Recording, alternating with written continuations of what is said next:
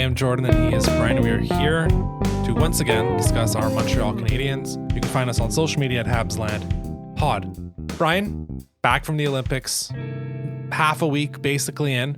Thursday night was kind of the first real night that everyone was back. When I know some teams were back Wednesday, or Habs were back on Thursday. What was a rougher watch on Thursday night? Was it the Habs blown lead in the third period against the New York Islanders, or was it watching Philip Gustafsson vom all over the ice in their win against the Colorado Avalanche? Well, in both of those examples, somebody blew chunks, Jordan. And Okay. since the Habs are close to home, I'd say that one was worse to watch. Guys throw up, somebody gets the norovirus and they want to play regardless and they're in their crease and they puke, fair enough. But blowing yet another lead, that's worse. Yeah, I felt really bad for Philip Gustafsson. He's had a bad couple weeks from getting demoted from Team Sweden to get Markstrom eventually taking over the crease. And then he's like, all right, guys, I'm back. I'm the number one guy again. He must have felt like crap the whole time. And then poor Jesper Wallstedt had to just deal with that. They won the game at least, but it's like that's disgusting. Well, they won the game because every shot that was sliding along the ice towards the net hit a chunk and then got deflected out.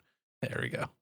All right. Well, we are going to talk about that blown lead against the Islanders, and also, of course, the big win against the Caps on Saturday night with our headlines. So, Brian, I think let's start with your headline this week. So my headline is Revenge Tour. And I know everybody's kind of sick of talking about the Olympics. Before we started recording, you and I, Jordan, you were like, yeah, I don't really want to talk about them. Let's not talk about the Olympics themselves, but how about the guys who are snubbed or the guys who might want a little bit of revenge? Because for whatever reason this week, and it might just be because my mind was on it, it seemed like any player even remotely close to or involved in the Olympics had a very interesting week. The first one that comes to mind is Cole Caulfield, and that's recency bias. And now I know they didn't need him based on the fact that they won gold, but it was kind of fun to see him absolutely destroy the team based in the nation's capital after that nation did not invite him. How fun was it to watch Cole Caulfield score a couple of goals against Washington, against Ovechkin, who also scored a couple? And the fact, I thought it was sort of, it's not a passing of the torch because Cole Caulfield's not the best goal scorer in the league, but when you're up in that upper echelon, I think there's mutual respect between those guys. And it was kind of fun to watch Alex Ovechkin look to the sky after this tiny little Cole Caulfield pushes off of him in order to get the space necessary to just tap in that shot from the crease. That was glorious. And like that happened minutes after Ovechkin did the exact same goal. So I thought that was kind of emblematic of like, they're similar, at least in this way, that they're able to score in all of these different ways. I know Ovi's a legend, best goal scorer of all time. He's chasing 1,000 regular season plus playoff goals. Like, you know, I'm not putting them in the same category of like the number one guy ever, but in terms of an elite goal scorer, it was kind of cool to see that parallel in a game. And by extension of that, Ovechkin's another guy who, like, you know, 2 goals. He was involved in 5 goals on Saturday night, Jordan. Can you believe that? And now I know Washington only had 2, but he was involved with 3 of the Montreal. Both open netters were his fault. The Caulfield goal was kind of his fault. And then he scored a couple. So I thought that was pretty interesting. You got anything on Cole? I'm going to run through a bunch of guys who were involved or not involved in the Olympics, but I thought Cole was a great place to start. It is. Quickly on Ovi, I thought there was some nice poetic justice where he goes a little high on Evans in the third period. Like borderline towards the head. I think Evans is like head cocks back a bit. And I think Evans was a bit, I think most Habs fans were pretty annoyed with that. Kind of fun for Evans to get one of the empty netters to make it. I think that was the 5-2 goal or the 6-2 goal, whichever one it was. And he had just finished blocking 2 Ovi bombs to get possession of the puck to put it in. So yeah, that was awesome. It was great. On Caulfield, and I think maybe by extension that first line, so Suzuki and Doc as well, they look great. Like I thought Nick was the best guy on the ice for the Habs on Thursday night. He didn't pick up any points. He kind of made it all back on Saturday with the 3. Yeah. I honestly, it feels like for Nick that the shackles have been removed after playing 10 to 14 minutes a night for Team Canada, where he was like, that's right. I'm Nick Suzuki. I'm a center. I'm great two-way. He's had some great breakups, good back checks, and then contributing offensively. That pass he found Dawkin to get the Doc goal, which really started to extend the lead out on Saturday night, was also really good. Cole hasn't stopped. He won't stop. the run for 40. People are already talking about 50. Everybody calm down. Let's get to 40 first. Stop jinxing things. Yeah, exactly. I think that like out of the gate, that's been one of the best signs for this team is that the first line in its newest version, like version 1 or 2.7, whatever we're at right now. Version 1 was with Slavkovsky. They've been trying to find that version 2 for a while now. Kirby Doc's fitting on that line. He is understanding the assignment of like he needs to be the physical guy on the boards, and he's being able to grab the puck and find Nick and find Cole in the right spots, and he's also able to finish now, and that's a great thing as well. The way these three guys have come out of the gate is awesome. I was maybe a bit worried about Nick being a bit tired after the Olympics, but it doesn't seem to really have affected him, and Cole is just continuing the run that he's been on. Maybe just a hair of like mental tiredness because he wasn't perfect. There were a couple little giveaways or losing the puck, stuff he doesn't ordinarily do. Nothing monumental though. He didn't cost the Islanders game or like make it difficult to win the Capitals game or anything like that. He was still he was still really, really good. The other pair of guys that are kind of actually no, hang it. Let's stick on Doc for 2 seconds because where did that shot come from? That was a rip. Yeah. That was an absolute rip. I didn't know he had that. That's why I'm asking. I didn't know he had that in him. I've never seen him take a shot like that. Hey, look, Kirby Doc's a very interesting player right now at this time of year. I had to like kind of be reminded that he wasn't around for the playoff push and the postseason last year. That this was a missing piece. He had a rather disappointing season before, getting surgery and being out for the last couple months. Him being a key contributor in the temporary-ish fix to that first line is going to be really important going forward. And again, this is something that we saw right before the break starting to work, and I'm happy it's kind of continued over and they're not restarting. It's a positive sign. I don't know how we view Kirby Doc anymore. He's the last year of his contract. He's an RFA, and there's a sense of that's it with him. Like we've hit it. It's 7 years. He's in his 7th year in the NHL, I think now. It's a lot of injuries have derailed at least 2 of those seasons almost entirely, and like a handful of others that have taken out at least half a season, if not more. Maybe he's not a finished product. It's just something to keep in mind that he is still 24, 25 years old, still the younger guy. And if he can stay healthy, he is an inflection point in the top 6 for sure. Yeah, you're absolutely right. So yeah, this is year 7 for him, started in 1920 in Chicago. And he still hasn't played 300 games. Yeah. So, of course, he's an unfinished product. If you look at the age, you go, 25 years and about 40 days, that's you're getting to your prime. Whereas in terms of experience, he's nowhere near it. So that's kind of a fascinating case. He doesn't fall into the category of my headline of the Revenge Tour, because to call Kirby Doc snubbed by Team Canada would be foolish, but he never really had a chance, but it's cool to see him jiving with those other 2 almost Olympian and real Olympian in the case of Nick Suzuki. Yeah, and it was Nick Suzuki, his portion of the Revenge Tour headline is very much that, you didn't play me enough. This is what I'm capable of, being the best guy on the ice for my team. What the hell was that, John Cooper? I'm gonna put 3 points up and be dominant. We're gonna do it very like in 12 seconds, and I know you're getting to Dobson and Schaefer in a minute. Yes. We never tried Suzuki at center with McKinnon at the wing, eh? We never wanted to do that. Suzuki is one of the best 2-way centers in the NHL. And we never thought for a moment, McKinnon, who moved to wing for at least half the tournament. Right. We never thought to flip those 2 guys and give Suzuki the center role. Whatever. Yeah, I don't know. I don't know if I see it that way. McKinnon moved to wing because the literal only better center who exists was his center. Yeah. But yeah, fair enough. Not a bad point. Like, because McKinnon can obviously do it and Suzuki obviously couldn't. No. So that would have been a meaningful try. Yeah, let's do Schaefer and Dobson in the very same game. They're both their first game back on Thursday night. 2 goals each. Both of them showing, like Schaefer more than showing like I belonged there. He was all over the ice. He was one of the best players. And Dobson was just very steady and then smacking some beautiful shots into the net. And it was obvious that both of those guys probably were irked by not being, Schaefer was considered. I don't know that Dobson was considered. I haven't heard much, but that neither one of them went. So I think Thursday night it was already going to happen, but Thursday night was the night that Matthew Schaefer won the Calder Trophy. It was already certainly leaning that way, 80, 85%. I think it became 99%, if not 100% on Thursday night. It was against Demidov, who I think has actually kind of slipped to third. I think Beckett Seneca's come out like a man on fire. Yes, he has. Since the break, and which is fine. Like Demidov, a slow start for that second line. I don't know if we'll have time to get into them today, but they have not looked great. But Matthew Schaefer is playing 24 minutes a night. It's going to score 20, 25 goals and is relied upon for a team that's pushing and potentially going to get a playoff spot.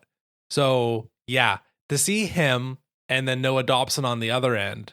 And I mean, everyone was saying it 2 games into the tournament of Parayko Doughty should have been swapped. Schaefer was the first one. I think over time, people were like, yeah, it's kind of Dobson. Evan Bouchard should also be named here. He was what? Sure.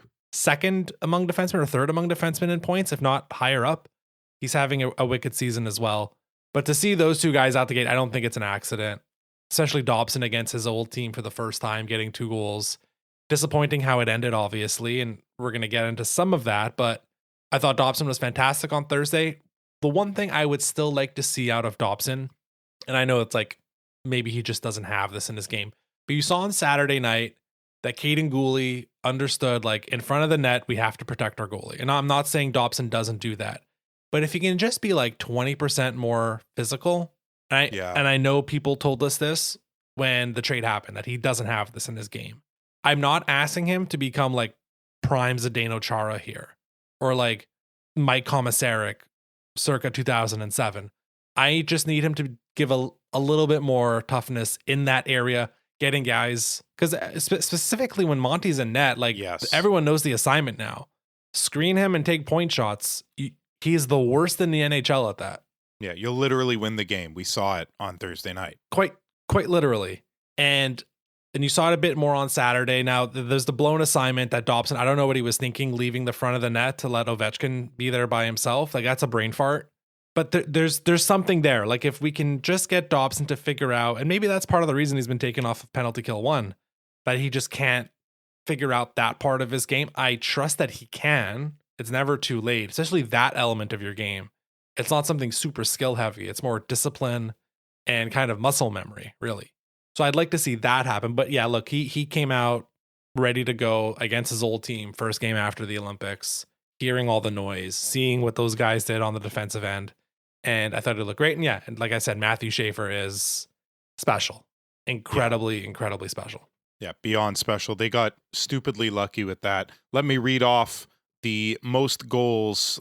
I guess I'll do whatever, top 5, and I'll throw in some other interesting ones of goals scored by an 18-year-old defenseman. So you've got Rasmus Dahlin in the 7 spot with 9 goals. Scott Stevens with 9 goals. I thought he only hit people aggressively, but apparently he scored as well. Zach Bogosian with 9 goals in the 5 spot. Aaron Ekblad gets to 12. Bobby Orr, legend Bobby Orr, 13 goals at 18 years old. Then there's Matthew Schaefer, who's about to pass Phil Housley, who has 19. Matthew Schaefer will end this season with the most goals by a 18-year-old defenseman in NHL history. If that doesn't win you the Calder, I don't know what does. It's over the Calder, and he's going to get Norris votes at this point. Oh, for sure. Like we're at that point. It might be like a token, like Islanders reporter, but he's going to get some Norris votes. And sometimes these guys are just ready at 18 and 19 and 20. Like Celebrini is going to be a Hart Trophy finalist the way it's going right now. And well, he should be. Matthew Schaefer, I don't think he'll be a Norris finalist this year, but to say it won't happen next season would be short-sighted. Sure. And I mean, look, it's not single-handed because they've got a brilliant goaltender in net. They've got some other good players, some Olympians. But like Schaefer is, I still want to say single-handedly dragging the Islanders into a Metropolitan division spot. Forget a wild card spot. They're in the Metropolitan, 4 points ahead of the Capitals, 7 points ahead of the Blue Jackets, who were on a bit of a tear, and it seems to have slowed down after the break. But the Isles would not be anywhere close to where they are without him. They might have home ice because of the Crosby injury. They might have that number 2 spot open up to them. Yeah. And credit to them. Bo Horvat's also done a great job, and we cannot say the Islanders without Ilya Sorokin being mentioned, who has most likely been their best player. Yeah, but of course. Schaefer's right there. They've been great. Can I go in the other end of the revenge tour for a moment? I mentioned Please. them briefly. Yeah. Slavkovsky, Kapanen, and we'll throw Demidov. He's not Olympian, sadly, but what did you see out of this? Because I think this has been the most disappointing part of the first 2 games back. You and I are well known for not overreacting to a small sample, so it's just 2 games. Yeah. So I thought Slav looked really bad towards the end of the Islanders game. I mean, that's like everyone knows this, and I didn't think they performed much better on Saturday. I think they looked a little out of sync. Those 2 guys specifically on power play 1. I think power play 1 just they created some good chances, but they were also just off a bit with their cross ice passes. And the Capitals were doing a really good job of blocking the lanes with the shot with their sticks. But yeah, what have you seen out of line 2, out of Kapanen and Slav and Demidov over these last 2 games? It's disappointing to be sure, but and I'll speak on Kapanen and Demidov first because I think that their problem aligns. It's the same issue that both of those guys have. When young dudes get a long break, the rust piles up quick and it's hard to shake it off. When old dudes get a long break, they rest and then a game in, they're back to normal because it's not muscle memory, but there must be some type of term for it for an athlete who steps away, but they have years of experience, so their body knows how to get back into it immediately. Whereas Demidov and Kapanen just don't have that. In the case of Slavkovsky, he didn't get rusty. He was playing more, way more ice time, way more responsibility than he is on the second line here. So that one, I won't say it worries me because, like you said, it's a small sample size, but it's more worrisome than the Demidov-Kapanen thing, who I think within a week will probably be back to themselves.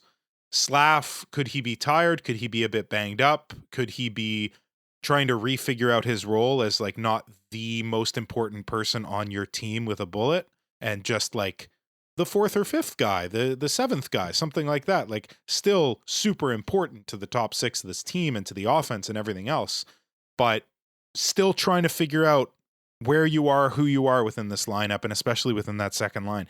With Alex Newhook coming back, that's the other wrinkle of this. I do wonder if there's a swap that's going to occur.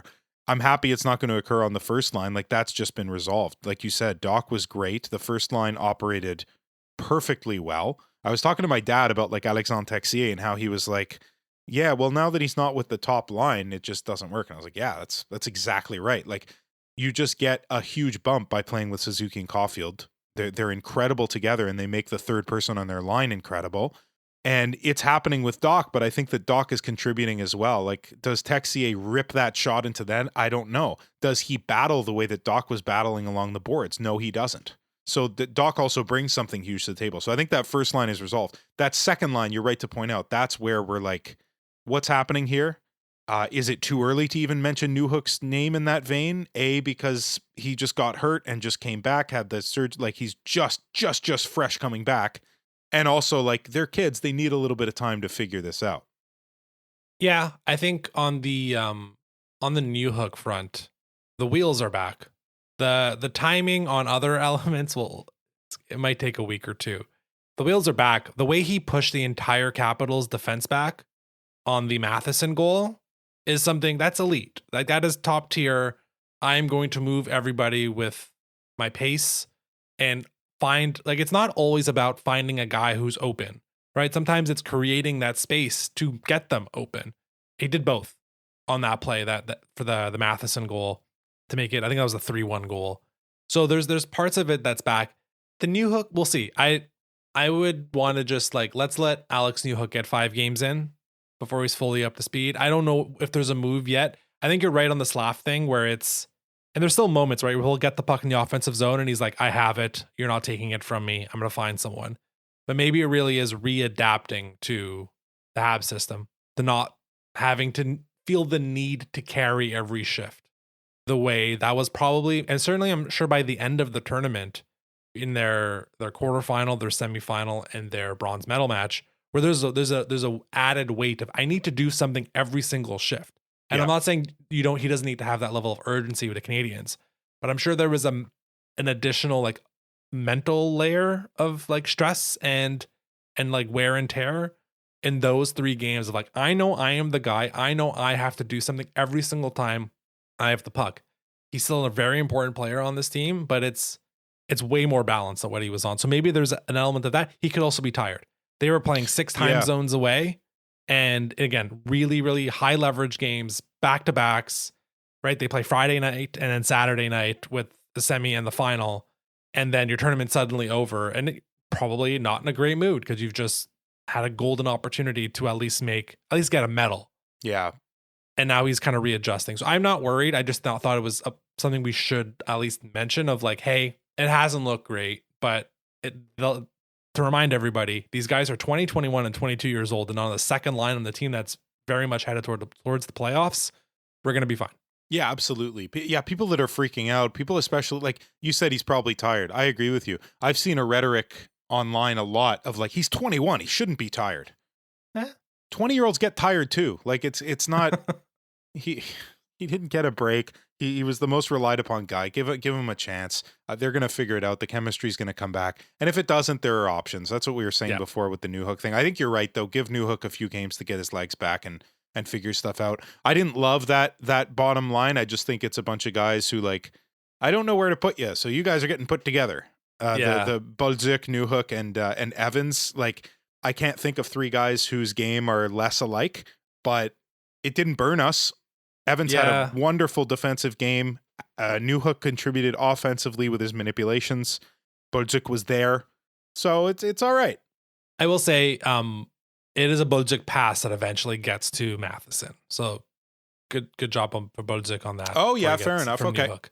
All right. We can dive into the bottom six in part two because there's a way to wedge it in. If we can move over to my headline. Sure. Because I think this has kind of been and I was trying to figure out how I was going to call this headline. At one point it was the silent killer, but there's too many flatulent related jokes if we go that way.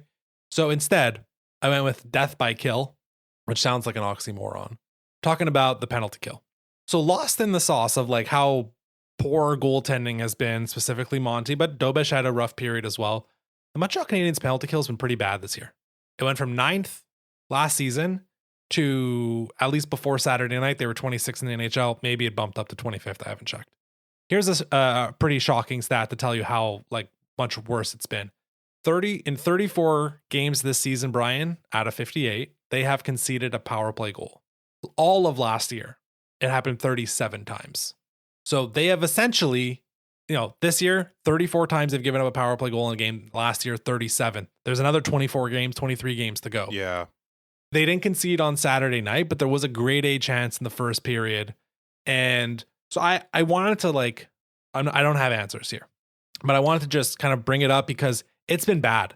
It's been really bad and almost like underreported how like much of a sore spot. We've all been like, well, you and I, right? Don't need to talk about anybody else. Like we've been like, okay, goaltending's been a huge sore spot. Like if they don't figure that out, they're cooked. We've talked about the third pairing, what's happening with the Jack-Eye Struble stuff. Okay, they need to figure that out. Bottom six has been a bit of a jumble this year. They've added Dano, they've added Texier. Guys are healthy now. Okay, but we have mentioned it here or there, right? That the Dvorak, Armia, Savard, most of penalty kill one is gone. And I think we talked about it very early on, like how much worse is it going to be? And I think the anticipation, it might move to like middle of the pack, but it's been much, much worse than that. So I took a deep dive on some of the numbers because I really thought to see like what's going on. Is there anything obvious? Like what does eye test show us? What does the data show us? So here's a few things. Unless actually I can stop there. Am I right in saying like we have just been we as a collective have not been focusing enough on this being one of the biggest sore spots on the team, if not the biggest, after goaltending? Yeah, it's those two things. I think we should be focused on it like a laser. And that stat is quite an indictment when you think about the fact like 34 as opposed to 37 last year. 34 separate games shows that it's systematic. This is not a few bad games. This is all teams being able to score against you on the power play. So it's not like, oh, these specific teams who happen to have incredible power plays score. No, it's like all teams. That's well over half.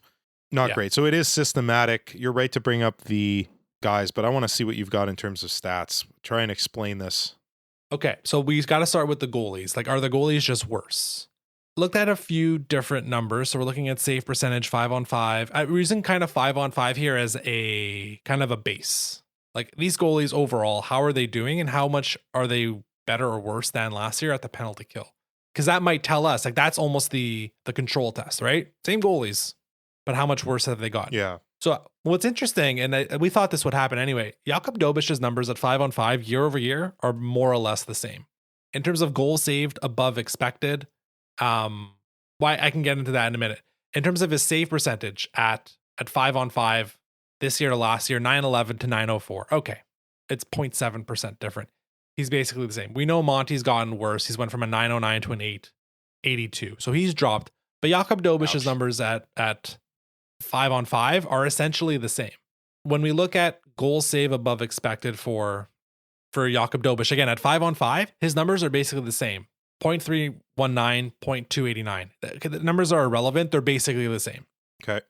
If you look at Dobish, and I'm using Dobish because Monty at 5-on, we know Monty's been worse this year. So he blurs it a bit in terms of like what's the issue. Certainly when Monty's on the ice on the penalty kill, the penalty kill itself is worse and Monty's been worse.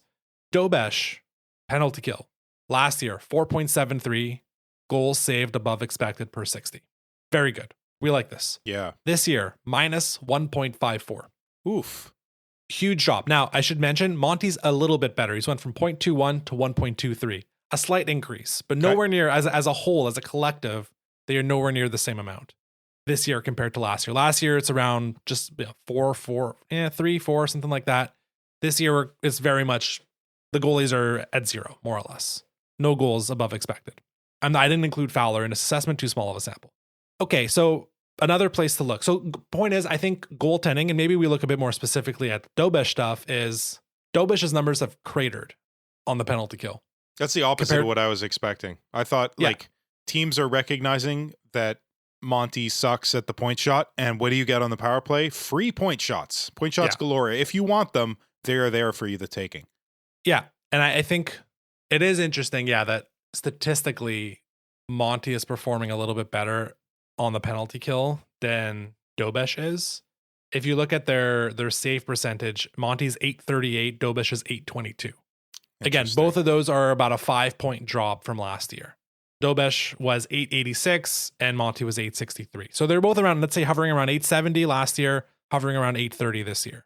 Okay, so that's a sizable difference. So it's gone down. But again, I think the control test is Dobish, same goalie at 5-on-5 this year versus last year.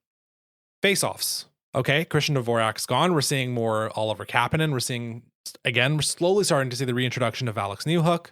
Face-offs, they're better. They're winning over 50% of their face-offs this year. They won 47.5% last year.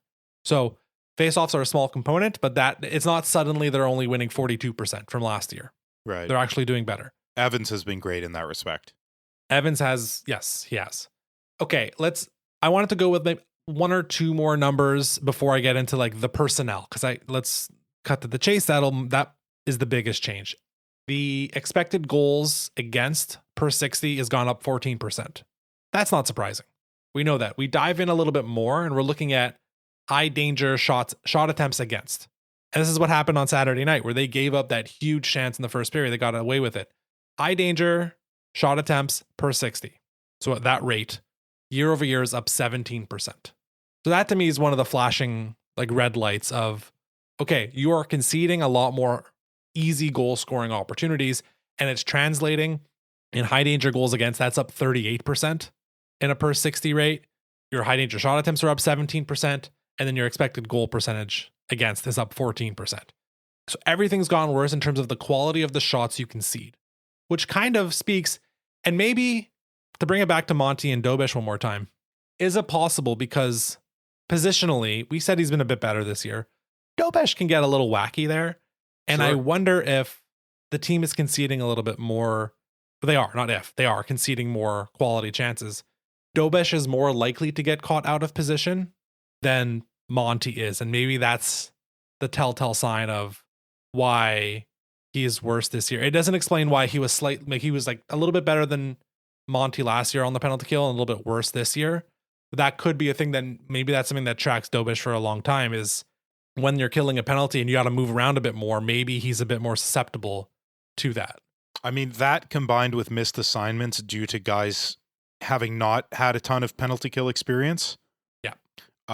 Love him or hate him, Christian Dvorak has a ton of penalty kill experience. And then Armia and Savard, we just loved them and they had tons. And then the guys replacing them do not. So missed assignments are happening much more often this year. And when that happens, if a goalie's also out of position, puck's in your net. Yeah. It's that simple. Let's go to that now, because now let's look at the ice time distribution in terms of who is on the Habs penalty kill, where the biggest changes were. So we mentioned the three guys that are out.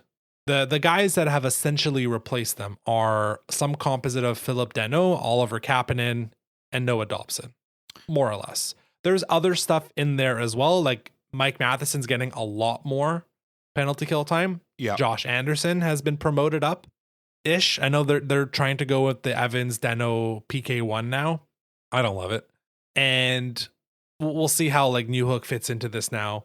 Caden Gooley hasn't really changed. Dobson, again, he went from kind of closer to PK1 early on. Now they've kind of demoted him down to PK2. So Alex Carrier year over year has gone way up. A minute 38 last year, 3 minutes and 11 seconds this year. So there's some pretty considerable changes, which we expected. And you kind of already touched on it. In terms of experience on the penalty kill, Jake Evans, sure. He's done it his whole career. He's fairly good at it. Yeah. Oliver Kapanen's a rookie in the NHL. This is the second year in his career that Josh Anderson is killing penalties. Alex Newhook, pretty new to it as well. Noah Dobson killed penalties a bit in New York. Like we're talking around over the last few years, maybe 1 minute per game. It's now over 2 minutes per game. Alex Carrier, again, went from a minute and a half to 3. He was playing penalty kill, but there's like enough new blood of Kapanen, of Newhook, of more Dobson, of more Anderson, and more Matheson as well. Like, yeah, that maybe these guys just like, because the coaching hasn't changed. We've said the goaltending has been more or less, specifically with Dobish on the ice, quality wise the same, but the personnel has changed quite a bit. And I wanted to get your thoughts on that. Like, is that a correct assessment that like, okay, we can narrow it down to like the personnel has changed, which maybe we didn't need to talk 10 minutes to get to that part of the argument, but is it that? Is there anything else I'm missing? We didn't need to talk 10 minutes to figure it out. I think that's the through line here, certainly, but going through everything else helps us eliminate everything else. Because right. Coming into this, having not seen your stats or anything like that, like hearing it for the first time, I was sure it was Montembeault's goaltending skewing things with all the point shots and then the personnel. I thought it was those two things. It turns out it's not Monty at all. It's purely personnel. You're right to say, I don't think it's the system. Like just eye test wise, they're not doing anything different. Maybe Savard was keeping a little bit closer to the net than Dobson would. That's also because Savard couldn't really skate near the end. So it's fascinating, man. And I think it begs the question, like, is the personnel right for this? And immediately, I think my thought is, yes, it is. It's just they're not there yet. Anderson showed that he was able to become a very effective penalty killer. Yeah. Evans didn't become a great one overnight. It took him a few seasons. So it takes guys a little while. The Habs are also second in the entire, tied for second with like 5 other teams for the most penalty kill goal, like shorthanded goals on the season. So there's that too that we can throw into the equation, that like in terms of countering, they've been quite good. It's only the Calgary Flames who have 1 more goal. They have 8, we have 7 shorthanded. So there's also that element. That doesn't make up for having an abysmal penalty kill, though. And in the playoffs, if you get 1 shorthanded goal per series, you're doing very well. That's not going to make all the difference. What's going to make the difference is being caved in. Yeah. So it's a little bit scary as we approach this push where we want to be in a playoff spot and everything else seems to be working. Other like 5-on-5 goaltending aside in the specific case of Montembeault, everything else seems to be working. When 2 out of 4 of the offensive lines are having a struggle, the other 2 have an incredible game and make up for it. The defensive core seems to be like Matheson, Gooley. I think they played like 24-25 minutes against Washington. And then the night before it was Hudson and Dobson. So like your top 4 is sick. Like everything's working. The penalty kill is not, and it's a little scary. Yeah, like I do wonder how much of it is like defending differently when you're 5-on-5 versus on a penalty kill. And if those decisions are not being made in the same way for the more novice penalty killers, for Oliver Kapanen, for Alex Newhook, for Noah Dobson. I mean, yeah, like say what we want about David Savard specifically at 5-on-5 last year. It wasn't a pretty sight. He was still really good on the penalty kill. And that's certainly been a downgrade to have Dobson there. And it's just about, I want to say, getting more reps in. I don't know if they've gotten any better from October now into the very beginning of March. But it's just something to keep track of the next 20 something games. I don't think personnel wise much is really going to change. We've been seeing Caden Gooley being back, and that's helping a bit more and hopefully taking a bit of strain off of Matheson. But it's something to keep an eye on. Like it's the high slot. They're really bad at conceding that. And yes, Dobish was great on Saturday night, and that's why the Caps didn't score a power play goal. Because otherwise, if it was a lesser Dobish performance, which again, credit to him, I've said he's not been good on the penalty kill. He was on Saturday night. Yep. If he's not, then they probably concede another goal too, and they maybe lose the game. But it's also like the other part we haven't brought up is like the amount of penalties the Habs take doesn't help this case either. Like they can also just become a bit more disciplined, and that'll help inherently help how much of a detriment the penalty kill is. But there's definitely work to do. Like it's gone down quite a bit. And if they're bottom 5, bottom 10 in the league, this will be a death knell for the team at some point, whether that is early April making the playoffs or is that's late April trying to win a playoff round. It's going to be a huge sore spot if we think they have kind of turned the corner on goaltending. Yeah, certainly. The one kind of saving grace in the playoffs is that I guess there's two. The refs put the whistles away, which we hate, but there's going to be less opportunities for the opposition. There just will. And then the other thing is that you're playing the same team between 4 and 7 games in a row. So by game 2, you know what their power play does. You know what both units do. You watch tons of tape going in. So the lack of experience hurts you less in that case because you only have to learn 1, maybe 2 systems if their power play units operate differently. Then you got to learn 2 different ones, like who the trigger men are, where the dangerous zones are, how much do they cycle, how much do they pivot positions in the diamond down low, like so that's the one kind of silver lining in this is that not only will that be a great learning experience, but I think that benefits the Canadians a little bit, the lack of experience. They don't have to learn as much because that's a great point, Jordan, and maybe it took too long for us to get to it, but like the fact that they defend differently 5-on-5 versus the penalty kill, and then they have to learn different power play units, how to defend against them every single night. It's different.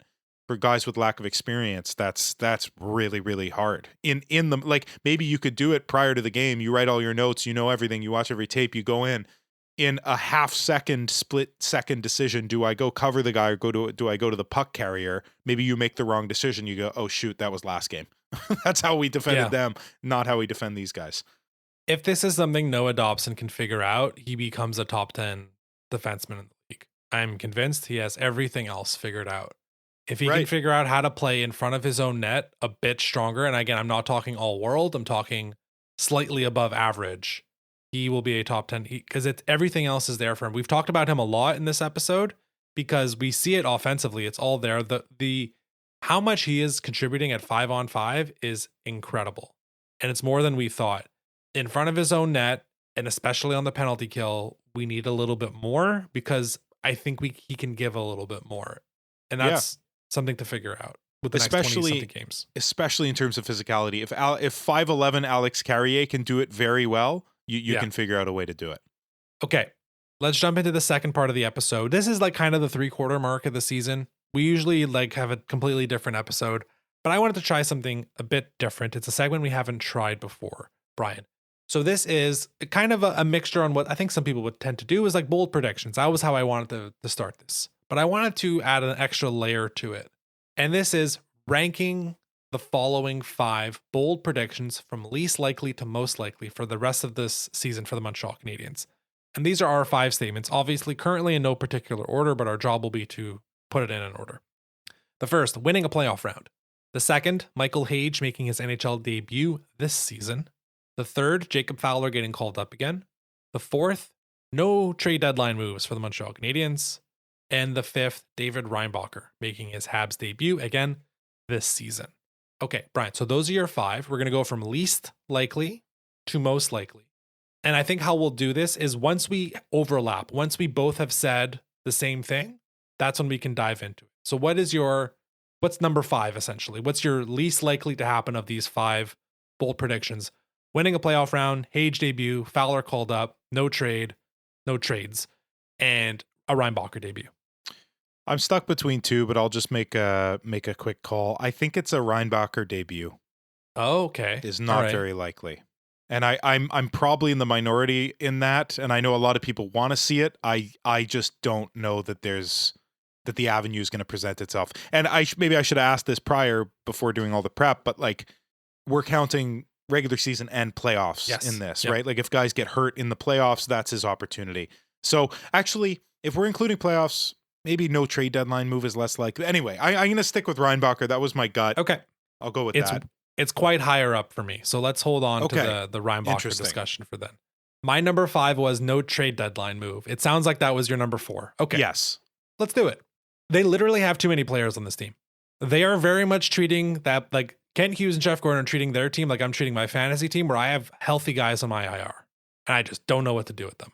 That's what I've been doing since December, actually probably earlier. And that's what they have. They have a healthy Patrick Laine.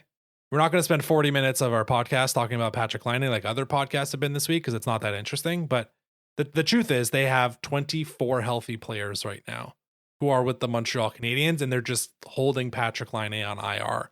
They are now scratching every game, one of Texier and Bolduc and one of Struble-Jacquet. That part's not new. And then in addition to that, Joe Veleno is also just getting scratched every night. There's a lot of guys. There's a whole fifth line, essentially. If you include Laine getting scratched every single night.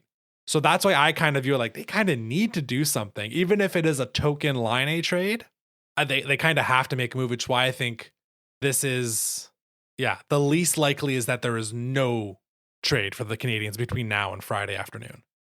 So I was on the fence of that versus Reinbacher. So if we want to do a consolidated ranking of these, of your and my, predictions, it's the trade deadline thing, no move. I'll put Reinbacher in the 4th spot. But so the one thing that kept it as a discussion, at least in my mind, was the fact that what happens in the lead up to the playoffs and in the playoffs, the same thing that's been plaguing the Canadiens all year, injuries. Yeah. Injuries happen. So you need the depth. You need that 5th line because you might end up using all 3 of those dudes. I'm not advising using Patrick Laine in a playoff series, but it may come, you may get into a situation where you need to. That being said, you've got Florian in the minors. You've got other guys in the minors. That's a playoff hockey guy. I'm just naming one guy. There's others, but Florian Jacquet is a playoff hockey player. So you've got other options. So I think that that's fair. Do you have anything else on the trade deadline stuff? I mean, it's quickly approaching. Yeah, we can just rapid fire. I also say, like, this is something I think you and I have had slight disagreements on over the season, that not every move should be viewed through the lens of like, does this help them win a Stanley Cup right now? And the importance of winning a playoff round should never be understated. And it's the question is like how many chips you put into the center for a move this year, if it doesn't move the needle that much, but does it move it enough to win a playoff round?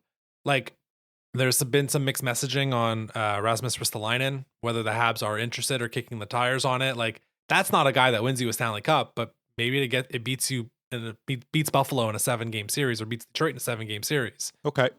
That's not necessarily the guy I think they should be going after, but I think it's there's a subset of fans right now that are like, don't make any moves that doesn't help you win a Stanley Cup in 3 years. And I'm like, my thing is like, why are you focusing? Like, today's not 3 years from now.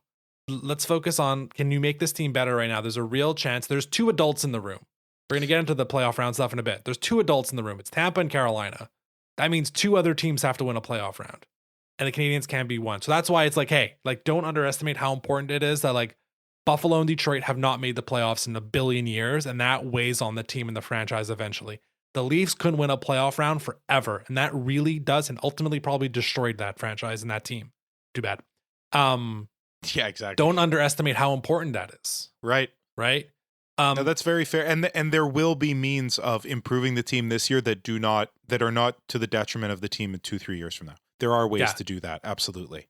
The ones that are kind of a detriment, the Bobrovsky noise, please leave. I don't want that. Why is Craig Button talking about Sergei Bobrovsky? Ryan O'Reilly doesn't seem to want the smoke of coming to a real NHL market. So too bad for him. And do you want to touch on that front? Well, just it's such a clear, because he was a guy that I had mentioned months ago. Yeah. If you're that disinterested in playing for a good winning team with a fan base that really cares, I'm not interested in you.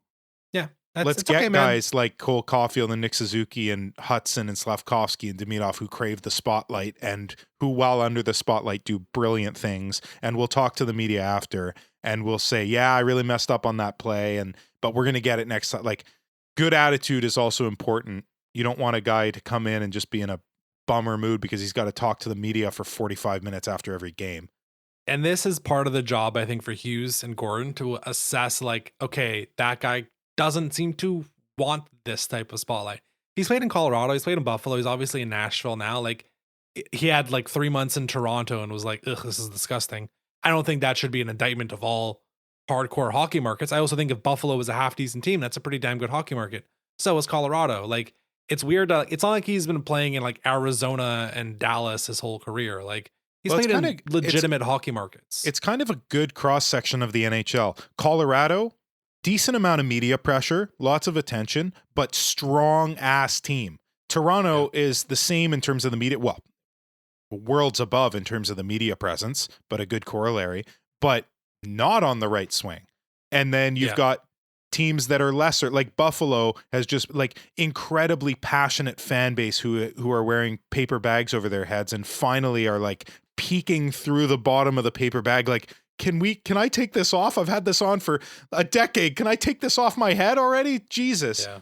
So like very different. And then the Preds who are much less so and kind of Barry Trotz, what are you doing? So it's a very different situations that he's been a part of. Yeah. The other one, just to touch on briefly, this Robert Thomas stuff is really weird, I find. Weird how so? Like, why are you trading a top 6 center who's under control for the next 5 years? This might totally be, and we usually do this at draft time, but like, why does this rumor come out? That's the game we tend to play of like, who's doing this? Yeah, who does it benefit? Who does it benefit, right? This truthfully might just be like 2 people called and said the word Robert Thomas, and now all the media guys are running around. It benefits them because people will click. Like, we usually talk about like, oh, it benefits this team, it benefits this agent, it benefits this player. This one might just be a situation where it benefits Elliot Friedman and Pierre LeBrun and everyone who brings up Robert Thomas's name, because he is by a country friggin' mile the best player that is been mentioned. Yeah, who's on the block space. Even potentially. Yeah. 5 years the trade left. deadline, yeah. In terms of the coverage on it, every single year, it's like I don't know what a great allegory for this would be, but like 10 different media companies in a particular south of the United States place pack into this area that's going to have a tornado, and they go there and it's like 8 feet by 8 feet and about 20 feet high, and it's nothing, and it can't even pick up an empty recycling bin. And then yet they still cover it for 3 weeks. That's what the trade deadline almost always feels like in the NHL.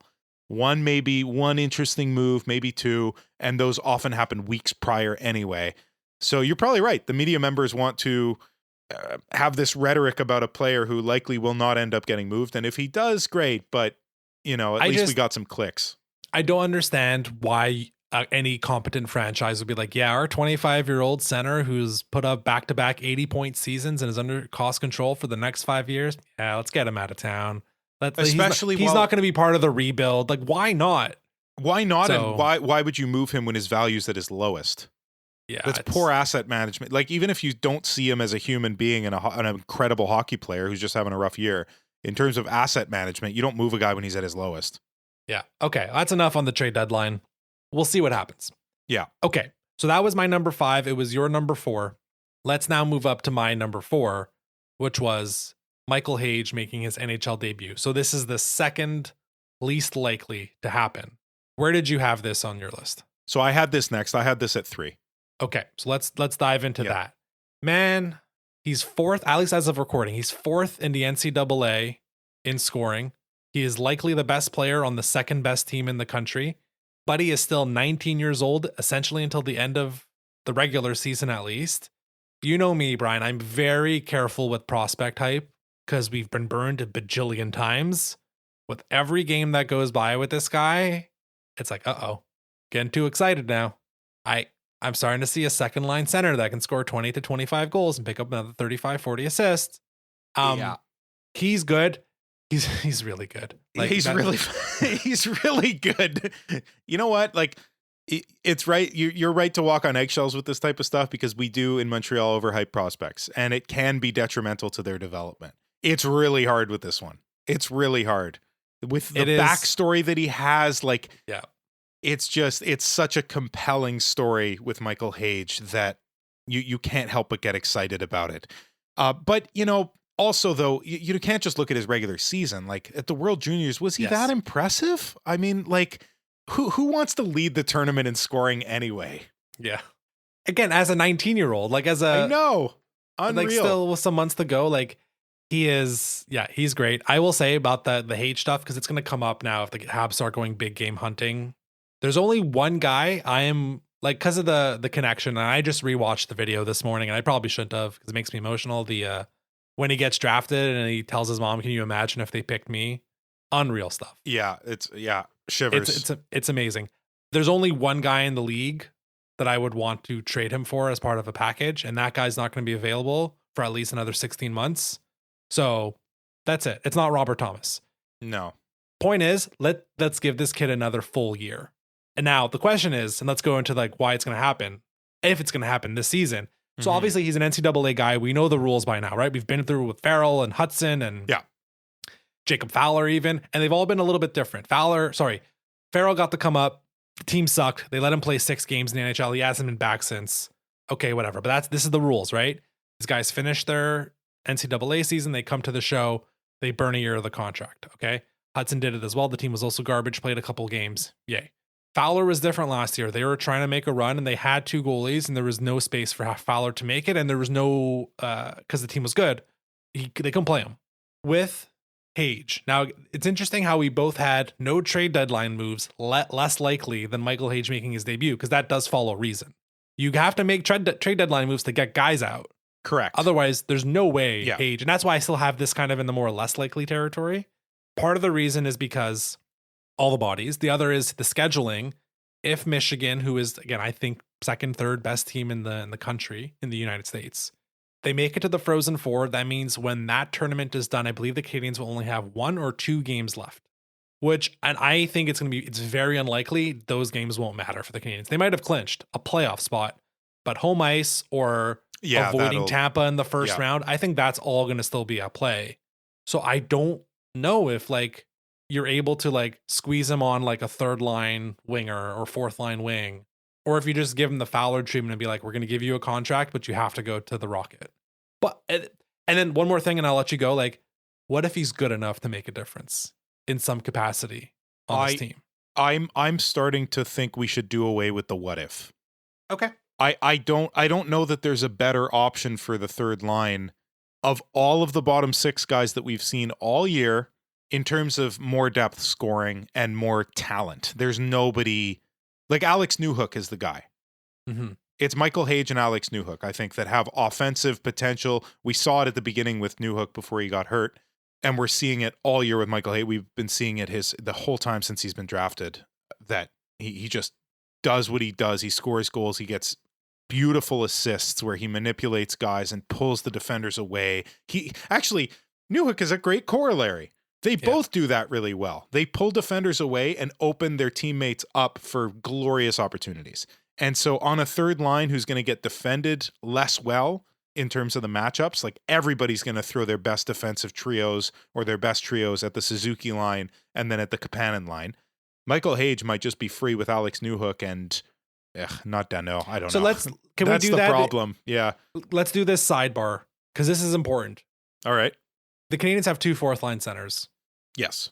With like Evans, love the guy. Great story, 7th round pick, and I want to bring him up a little bit later. He is not a 3rd line center so much as we try to make it happen. He is a really good borderline elite 4th line center. Again, that sounds a bit like damning with faint praise to call someone elite 4th line center, but it doesn't mean it's not true. No, I will defend that statement 1,000%. You need that guy to be great. Yeah. If you want to win the cup, you need an excellent 4th line center. And Phil Danault, I think, was brought in to become the Dvorak replacement, the 3rd line center. Sorry, I'm shaking my head. Only Brian can see it. It's not happening. No, those guys have been not. rough. It's been a bad start since the break. Like, forget the 3-on-3 part. Like, okay, yeah, he got beat. No one, like, anyways, whatever. That's one case. But what we're seeing is more. It's a perpetual overvaluing of his abilities. Yeah, like he wins faceoffs. Like he's very great. Good. He's like 57%, 58% since being a Hab. it's limiting everywhere else. And again, in terms of like where can you squeeze Michael Hage in where it makes sense, I don't think it's going to be at center right away. Like, I don't know. Like, look, last year in the playoffs, Demidov and Kapanen were both playing as not even rookies, and they were making it work. And Michael Hage is basically the same age. He's D+2, so he's somewhere in between Kapanen and Demidov from last year. So that's there's something to watch. It's besides the point of Hage.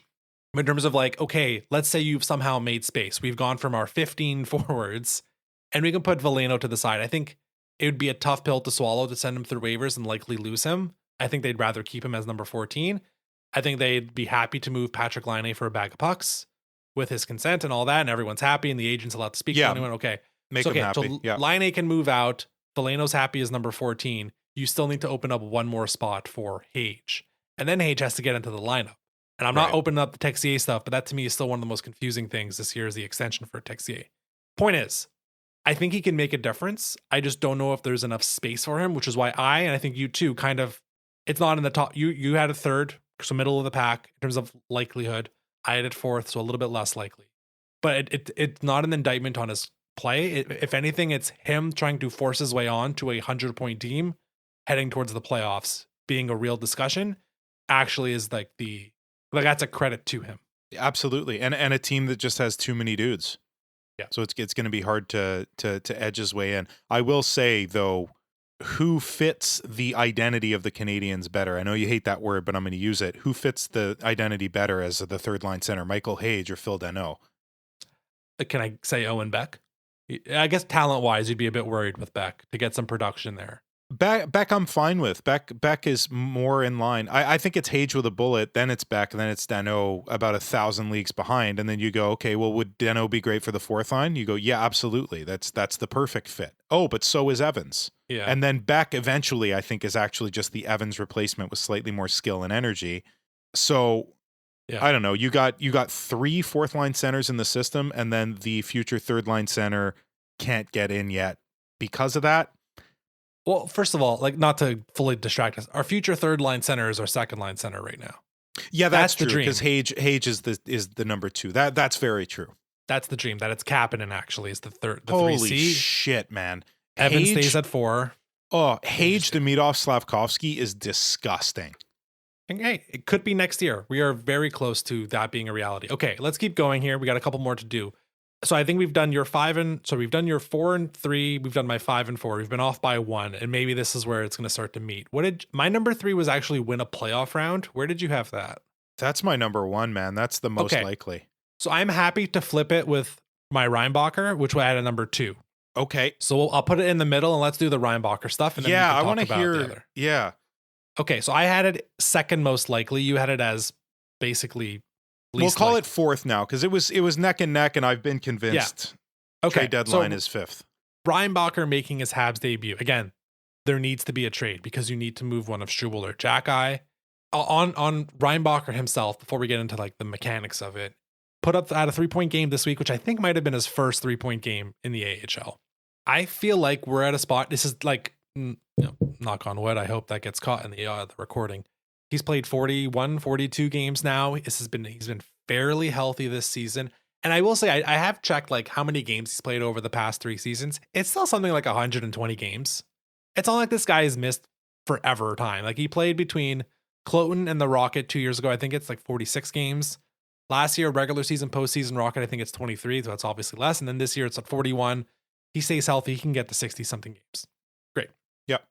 I feel like we're in the same spot we were last year where we're like, he can probably be a third pairing guy by now. Like he's probably deserved it. So is Engstrom, quite frankly. Engstrom sadly is out for the next month.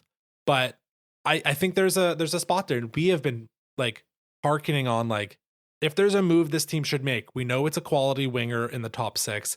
Making that move is going to be really hard. But another defenseman would certainly not be bad. We brought up Adam Larson last time. I forget who else. We talked about a couple of Parayko was a drive by. We thought about it. We kept going. Reinbacher's in the franchise. Like he's at the Rocket. Like I think that would be an upgrade to bring him on. So again, there's the mechanics of like one of Struble or Jack-Eye has to go out. But and maybe they're making Matheson Gouley work enough that you don't need you absolutely necessitate another righty. because you have Gouli now on the right again. Yeah. But yeah, so that's why I just thought like he's clearly in the spot where it's like, yeah, he can definitely handle 14 to 15 minutes, which is more trust than St. Louis has right now in either of the other number 6 guys. I think that that's true. I think that 4 or 5 games in, Reinbacher would already be at a level in terms of everything except physicality. He would be at the level of Jackai Struble and above. Right. Yeah. It might not even take 5 games. What do you need as you approach the playoffs? And in the playoffs, you need those physical guys who will fight, who will defend, who will hit. I like the way that Struble and Jackai have been, predatory is the wrong word, but going after guys physically, finishing their checks strong as possible and not letting guys get away with things in their zone. And you do need that to a certain extent in the defensive zone. Now, is Reinbacher a pushover? Not at all. He'll battle, he'll win battles, like he'll get the puck off of a big dude. He'll hit, but he's not Struble and he's certainly not Jackai. Right. So that was reason number 1 that I was like, yeah, maybe he'd be better defensively and maybe long term that's obviously the goal, but like, do you want to remove that physicality? And then the other thing, you mentioned it before, Gouli's working on the right. The top 4 is absolutely set. I do not want them changing anything in the top 4. Is it ideal that Gouli's on the right and not on the left? Probably not. But does it work? I think it absolutely does. So it's those bottom 2 guys, and Reinbacher's not replacing Carrier. Carrier is too valuable. He has too much experience. Long-term, Carrier is not the guy, but he's been great for what he's been asked to do. I think that Carrier has been very good, and I would be adverse to having Reinbacher replace him. So it's a Struble or a Jackai move, and then you're stuck with only one of those guys who's in the press box, and then your guys get beat up. I don't know. Am I too old school in my thinking that I think you need that in today's NHL? No, you're right. Like, especially once you get to the playoffs, we know this Habs team, we're not the biggest team. You employ Cole Caulfield, you employ Lane Hutson. That is an immediate, from a toughness standpoint, but I think that's a stupid way to look at it. From like a puck possession standpoint, from a ability to win battles on the boards, you're immediately at a disadvantage because those are 2 of your most skilled guys who are going to see a lot of ice time. Hutson is likely going to be leading this team in ice time come playoff time. Caulfield will be second among forwards. I think that's kind of obvious, right? Of course. So around that, you need a lot of size. Now, again, we've never said that Lane Hutson avoids toughness. He's always still going to be there punching guys in the ribs. I'm not worried about that. It's just not enough. Like when we got to the playoffs last year, we saw what happened. So you need, and then this team also has Alex Newhook. Carrier is not the biggest dude, but he's tough. You need bigger bodies, and Dobson coming in is great, and Gouli's a tough guy, and Matheson's a big dude, and we have Slav, Doc being on that first line. You have 2 big dudes on your top. Like, you need to still have a lot of size around. So, but again, it comes down to like, clearly St. Louis just has never trusted Jackai. Really this year, it's been quite evident. He trusts Struble a little bit more. Yeah. But it's still like, you can look at their ice time in a game and it'll be 7 minutes after 2 periods. I don't even know that it's a little bit more. I think they're kind of at a similar level of distrust, those 2 guys. Yeah. On the Reinbacher stuff, I've been thinking about this for a while. Again, kind of besides the point. I wanted to look at how many Habs prospects have spent a full season in the NHL and still made an impact in the NHL. Because we always view the AHL as like this development league. And like, I don't know if it's good or bad, but it's not a huge list. I went back the last 15 or so years to see how many guys have like played a lot in the AHL. And I'm not talking like a Cole Caulfield being Dominic Ducharme for 15 games. Like, that doesn't count. Or Jakob Dobish playing 20 games at the beginning of last year. Like, I'm talking like a proper season, like a full season. And we always like, 1 year in the AHL for seasoning and they'll make their way up. Like, we always talk about that with prospects. Slav never played, Hudson never played, Demidov never played, Suzuki never played, Gouli never played. The other guys, Caulfield got forced there because we had authoritarian regime in Dominic Ducharme and Marc Bergevin in charge. Yeah. Okay. There's the guys on the other side that were there a bunch and were like, yeah, they're going to be ready soon. Like Caden Primo and Jesse Olanen, Matthias Norlander, Raphael Harvey-Pinard, and never worked out. Damn. Wow. So I went down the list and like, let me find guys, because there are, for sure. The most recent example is Emil Heineman. 2024 full season. Boys in NHL are going to get, hopefully get to 20 goals this year. We've talked about him a bunch. I think him and Army are the two guys we talk about the most who aren't on the team this year. And I think that is an indictment of the bottom six and the type of player that we think this team needs. Now, Heineman in 24. You have to go back then to Jake Evans, who had 2 seasons in 2019 and 2020. He's an NHLer. Okay, now we got to go back to Michael McCarron, if I'm allowed to count him. Like, he's made his way in the NHL, not with the Habs, but he spent a lot of time in the A and is now an NHLer. Whether you want to count it or not, but this is the list. It's Heineman, Evans, McCarron.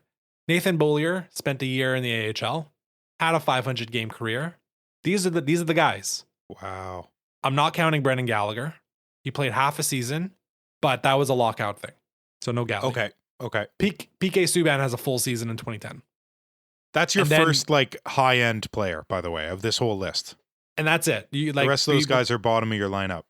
Other than that, I don't know. I went a little bit further back. Like Pacioretty doesn't count. He's never there long enough, but he has like Pacioretty has like 2 or 3 half seasons in a row. So maybe, okay. But now we're talking almost 20 years.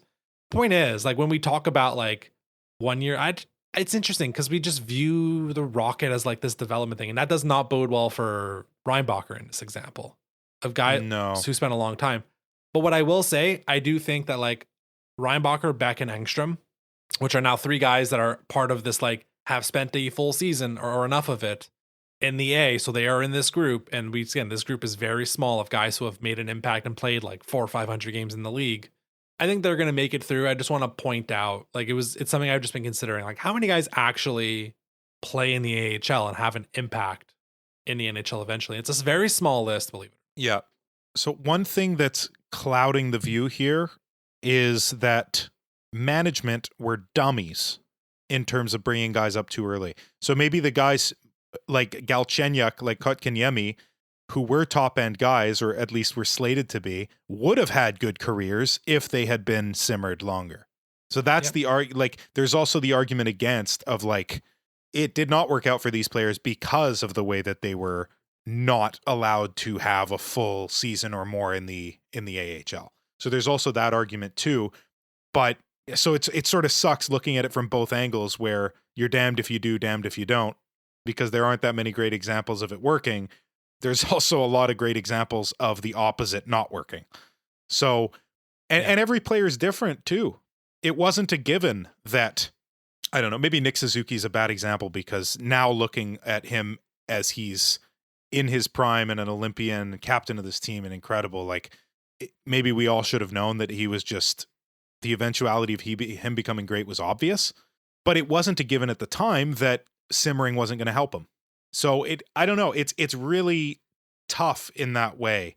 The injuries to Reinbacher, to get back to him specifically within this discussion, the injuries hindered him. I think he'd be with the club now if not for a bunch of injuries. He probably would have been for a year. Yeah. You know, it's a funny sliding doors. What if he doesn't get hurt at the beginning of last season's training camp? Does the Noah Dobson trade still happen? Fascinating. No, it likely would have been a lesser trade. Yeah. They probably would have still traded for a righty, but maybe it would have been not this monster that Dobson is. Okay, let's wrap this up. We got 2 more. I had Jacob Fowler getting called up again as the most likely. Where did you have it? So that was second. The playoff round win is, so like the way I was viewing, I tried to do these by percentage, at least as I got close to the top. Winning a playoff round, I put it 50% baseline, and then based on where the Canadians are and who their matchup is going to be, it's likely a team who hasn't been in the playoffs for a while, as you said, and therefore maybe it's like 53%, slightly over 50. Jacob Fowler getting called up again, I put in like the 40s. Just like, and if it was me in charge, he'd probably be called up yesterday, but I don't know. They seem to have this, and I'm not down on it. Like, they're way smarter than me. They have this way of working, especially with Fowler, which is like, no, your time will come, but wait for now. It doesn't matter what's happening in the big club, how much Monty struggles. You're still going to wait a bit. So that's it. Like, how bad, like, what is the leash on Monty even to stay in the league? I'm presuming at this point, like, that Dobesh has won the starter role. We kind of saw that right before the break, and then a bit odd that, maybe not odd, that Monty got the first start, but they gave Dobesh Saturday night. So maybe that was kind of we're being pretty egalitarian here. I would presume Marty gets it, and that Dobesh is the guy to give 2 out of 3 to going forward. It was But also like a revenge for the playoffs, which Dobesh ended that series. I Sure. thought it might just be that. Yep, absolutely.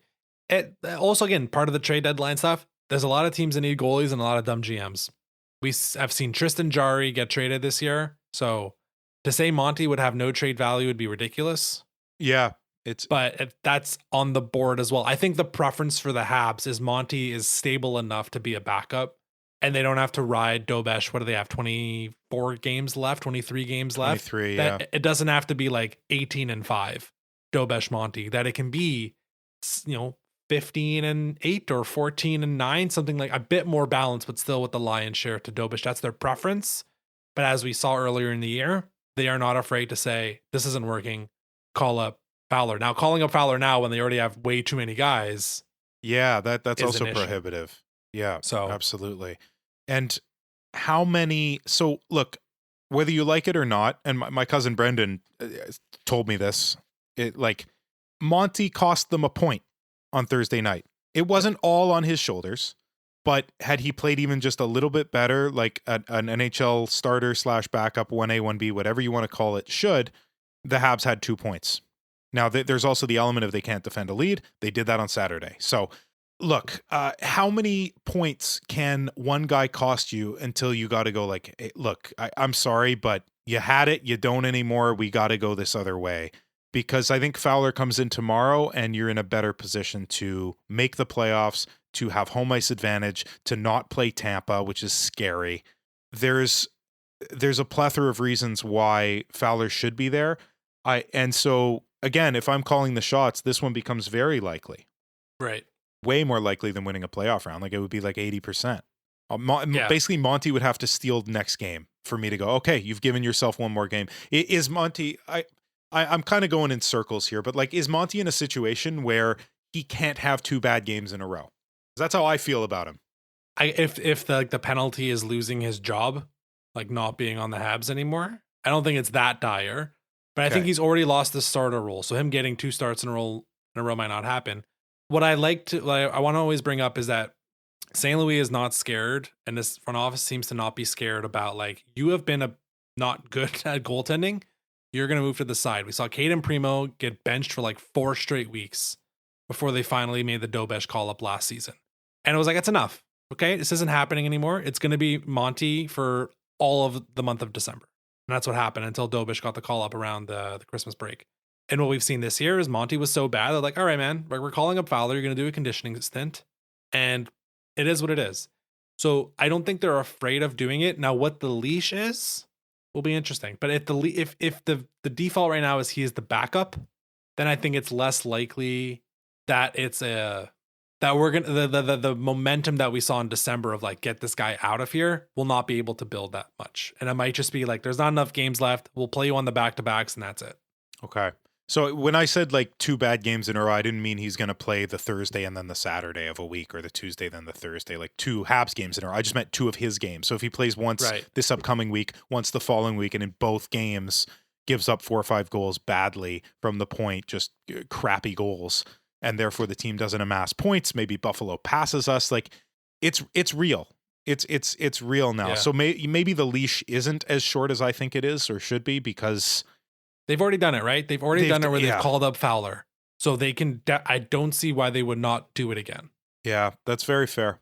In hindsight, I don't know why I had this one not as like the most likely, over 50%.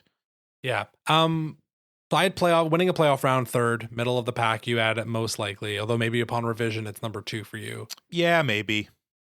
If it's okay, like I already talked, we don't have to dive into this. We'll have future weeks to talk about this. I already said it earlier. There's 2 adults in the room, the Hurricanes and the Lightning. Maybe Washington sneaks in, and I don't know if we're considering them one of the adults, but odds are you're looking at 4 or 5 new playoff teams this year. The Canadiens being one of the few returnees. There's going to be a battle for the 2 seed. I think Tampa still has it locked up. I know they got smacked by Buffalo, and Buffalo's scary right now, but I do think there's going to be a battle for the 2-3 in the Atlantic. And this is it's the trade deadline. That's what this has all been about, right? Like, we've kind of put the playoff chat at the end, but like, these moves, whether they are internal or external, The idea is, how much can you do this year to win you a playoff round?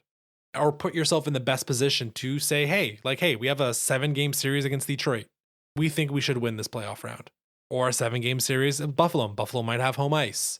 All these decisions, whether it's, because we've talked about, right? Like the places where they're weak. We know goaltending's been bumpy. We know the third pairing on the defense has been bumpy. And we know the non-first line has been, I guess the second line's been fine. Like the bottom 6 has been bumpy, which is why we talked about Hage, why we've talked about Reinbacher, why we've talked about Fowler.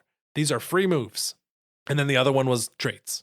That's kind of how this all ties in. Like, what's the best way in the next 5 days? Because that final option of making trades goes away this time next week. Yeah. The other decisions you can still make. You can still call up Fowler mid-March. You can still call up Reinbacher end of March. You can still sign Hage early mid-April. Those can still happen. But the trade stuff, that you have 5 to 6 more days whenever you listen to this to make that decision.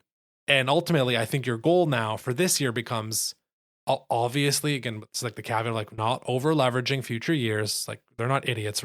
I don't feel like I don't have to say that with this management group. How do you maximize your chances of winning a playoff round this year? That should be the goal now. And those are the options. Yep. And they're probably thinking about the wrinkle of how do we also get these other guys in. So I think those guys help you do it. The kids, since the playoff, the trade deadline is the trade deadline is March 7th. So quickly approaching 5 days from when this is released. So we will not talk about that again until it has happened. We both said that it's not likely that there's no moves for the Canadians. What do you think what's your likely in and out type guy? The baseline is line A for like a 4th round pick with like a smidge of salary retention. Like maybe we withhold like 15% and we get a 3rd or 4th round pick. I think that's the baseline. I think that is almost the expectation at this point. Beyond that, like we had the conversation a month ago. If people didn't listen to it, I think it's the beginning of February episode where we spent a good 30-40 minutes on the trade deadline. I am still not really moved by any of the non-big guys. We talked about Adam Larson. We talked about Robert Thomas. The Robert Thomas thing, again, I really think that should be a draft time trade. I don't know why St. Louis is trying to pigeonhole this into this season. Yeah, beyond that, like I think there's an opportunity for the Canadians to package some of the forwards and upgrade in some capacity. I know you don't like this name, but Kadri is still someone who the contract is not fun, but can there be something there? No, maybe. I don't know.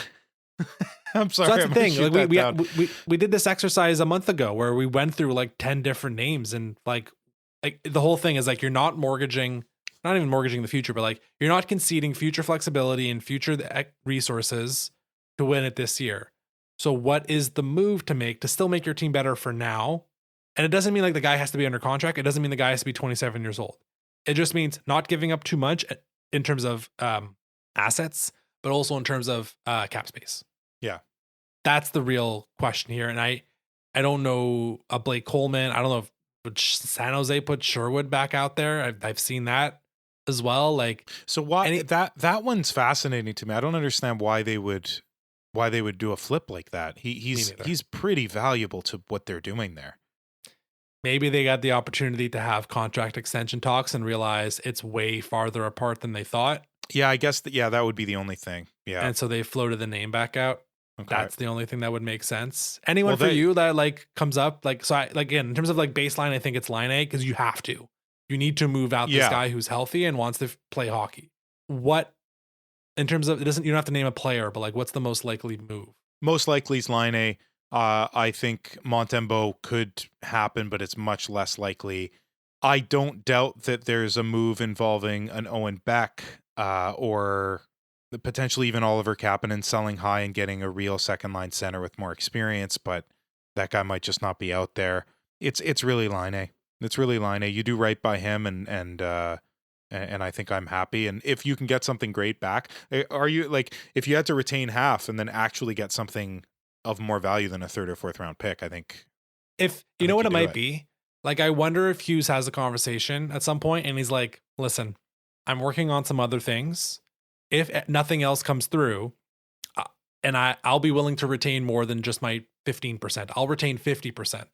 If nothing is coming through for me until noon on Friday, like that's the deadline you set. And you say, here's the complete hypothetical. Let's say the agreement is a 4th round pick, 15% retained. Like $1 million, But basically. yeah, sure. But then Hughes says, if I have nothing by noon on Friday, I'll come back to you. I'll make it 50%, but you have to up it to a second. That way, you still give the opposing GM the opportunity to move stuff around. Like, he gets more cap space. So that you still want that GM to have the ability for the last few hours to move stuff. I wonder if that's also in play. And maybe it's on their side. Maybe on the other side, they're saying, okay, cool. We have this agreement in principle. If we're able to make a second move, we'll up our bid and you'll keep more salary. I can see that also working out. I haven't checked if that works. I would presume that it would still work within the cap. I haven't checked how much the Canadians are allowed to retain, still stay under the cap, but I'd presume it'd be fine. Because they're over the cap if he comes in right now, but I don't think it's so much to where they can't retain $4 million. I'm not sure, honestly. I would have to look into that, but like, there's also the avenue of then you just make a much lower leverage move with a Texier or a Bolduc or somebody else. If you need an extra $1 or $2 million, Texier's what, 2.5, something around there next year. Yeah. Next year. So, that's true. Yeah. It wouldn't even affect this year. Yeah, it's true. Maybe that doesn't work. Anyway, we'll there's no big move coming. There's no big okay. I'm going to be a little cheeky. There is no big move coming. I just want to have a silly goose Brian statement to come back to next week and maybe quote when evidently we trade for somebody incredible. No, you're making a great point. You're using your powers to conjure up something. I'll be doing the same on Friday. It's a little known fact about the most recent transactions in Habs history. When Noah Dobson was traded, I was at the gym. When Lane Hudson signed his contract extension, I was on my way to the gym. So Habs Land exclusive Friday morning. I'm going to be doing my part, guys. Don't you worry. Put those shorts on and go for a jog. Lift some weights. I'll do there. I'll go to the recovery room. I'll have a smoothie. I'm going to be there for 4 hours. Hell yeah, dude. I bring my backup charger so my phone doesn't die because I'm continually refreshing. I'm going to be doing my part on Friday morning, everyone. That's awesome. By the way, to address the Robert Thomas thing of why now for the St. Louis Blues, they're second last in the league. The Rangers, the Blackhawks, the Flames, the Jets are all within like 4 points of them. So they want bottom 3. They don't want to be overtaken, like undertaken. I don't even know what you would call it, but like they want to be guaranteed a top 4 or 5 pick, something like that. So by trading a really good offensive player, you score less goals. They score an abysmal amount already. They're, I think, bottom 5 or bottom 7, something like that in the league. And they let in a stupid amount, 207 goals against. Holy crap, St. Louis. Yeah. So that helps them tank a little harder. Yeah, and just to bring up for a lot of people to have context going into this, Leafs don't own their pick if it's outside the top 5. That's something really important to watch considering how bad they are. If they sell off guys, it's to keep that top 5 pick. The Sens don't have a first round pick. Good job, guys. And most importantly, because we haven't brought up his name yet, we do not believe the Rangers want anything to do with the Habs, which is why we haven't talked about Trocheck or Will Cooley. And not that I think Cooley's available now. But like that's a team clearly in like it's over mode, right? They're not making the playoffs. They're cooked. You just mentioned how bad they are, right? Yeah, they're trash. Clearly, that should be a team we should be talking about. But our understanding, and it's been reported by enough people, the Rangers want nothing to do with the Habs, which is why we are not entertaining the Trocheck discussion, which I think we talked about again a month ago, in terms of like, yeah, he'd be a pretty darn close to perfect fit for what you want to do. The age part doesn't obviously line up, but whatever. Cooley even more matches it. He's not a center, but that's why we didn't mention the Rangers, by the way, in the last 45 minutes. Yeah, there's just no point. And obviously they're going to end up getting a great pick this year, and I'm going to be one pissed off dude. It's okay. They have a great track record of developing high picks. So we don't have to worry about, oh, wait a second. Way to twist the knife. All right. Well, you know what? We'll call it there. Nice to have Habs hockey back. The Canada games were way too stressful. I did not appreciate blowing a 1-goal lead with 2 minutes left with the goalie pulled on the opposing team only to lose a game in a 3-on-3 overtime in the first game back from the Olympics. That wasn't fun to watch and I have PTSD now. From any time the Habs player misses an open net at this point, I get PTSD. That's why I appreciated the 6-2 win. Habs hockey's back, West Coast trip. We'll see what happens with the trade deadline. We'll be back next week. You can follow us on social media at HabsLandPod. If you like what you hear, feel free to leave a 5-star rating on Spotify and Apple Podcast. And until next Monday, go Habs.